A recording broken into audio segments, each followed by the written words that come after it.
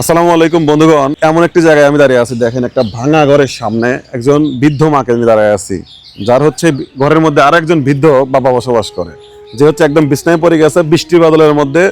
মানে এই ঘর থেকে তাকে বাইরে নিতে পারে না, ওই ঘরের মধ্যে দুজন ভিজে, মানে ভিজে অমনি থাকে।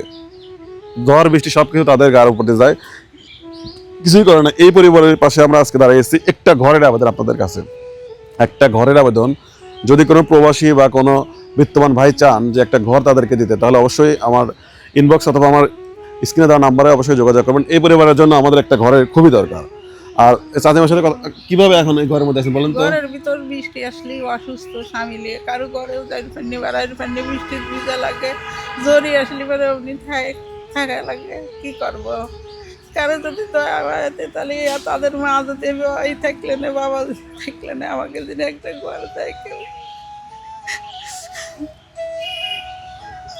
একটা ঘর, ঘরের একটা ঘরের খুবই দরকার, একটা ঘরের খুবই দরকার। এর আগের ভিডিওতে আপনারা শেয়ার করে যেভাবে একটা আমাদের অটো ভ্যান দিতে সাহায্য করছিলেন, রিক্সা দিতে একদম প্রতিবন্ধীকে, এই ফ্যামিলিটার জন্য আমি একটা ঘর করে দিতে চাই। আপনারা যদি সবাই বিত্তবানরা এবং প্রবাসী যারা আছেন, আপনারা যদি অবশ্যই আমার স্ক্রিনে আমি নাম্বার দিয়ে দেবো, ওই নাম্বারে যোগাযোগ করে আমার সাথে যোগাযোগ করবেন। আমরা সবাই মিলে চেষ্টা করলে এই পরিবারের জন্য একটা ঘর হবে ইনশাল্লাহ।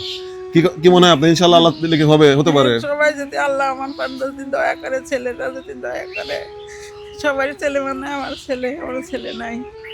এই ঘরের মধ্যে বৃষ্টি বাদলে সবসময় এই ঘরের মধ্যে তারা থাকে, ঘরের ভিতরে তাহা লাগে। যা ঘরের সব জায়গা দিয়ে পানি পড়ে। মানে আজ থেকে সব জায়গাতেই পানি। 30-35 বছর আগেকার ঘর, আপনারা বেশি হয়। তারও বেশি না। ইস, মানে এমন একটা অসহায় পরিবার এরা, এদের কোনো ছেলে নাই। কাকার বয়স 90 বছর, এর বয়স প্রায় 75 বছর। এই অবস্থায় মানে ডাক্তারের কাছে চিকিৎসা করতে নিয়ে যাবে এমন অবস্থা নাই তাদের। এই ভিডিওগুলো আপনারা শেয়ার করবেন, আর অবশ্যই আমি স্ক্রিনে নাম্বার দিয়ে দেবো, আপনারা যোগাযোগ করবেন যেন এই ফ্যামিলির জন্য একটা ঘর হয়। আসসালামু আলাইকুম।